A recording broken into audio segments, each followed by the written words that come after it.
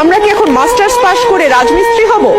মাননীয় স্পিকার, কিছুদিন আগে প্রথম আলোতে একটা খবর প্রকাশিত হয়েছিল, রাজমিস্ত্রির দৈনিক মজুরি 940, টাইলস মিস্ত্রির 1105 টাকা দৈনিক মজুরি। মাননীয় স্পিকার, এই সংখ্যাটি যদি আমরা হিসাব করি তাহলে মাসে প্রায় 30,000 টাকার মতন আসে। তো আমি একটু কৌতূহল হয়ে দেখতে গেছিলাম যে মানুষ এই ব্যাপারে কি কমেন্ট করে। 20,000-এর মতন কমেন্ট এসছে, অসংখ্য শেয়ার হয়েছে নিউজটি। তো দেখলাম যে তরুণরাই তো মূলত কমেন্ট করে, তারা সেখানে বলছে আমরা কি এখন মাস্টার্স পাশ করে রাজমিস্ত্রি হব?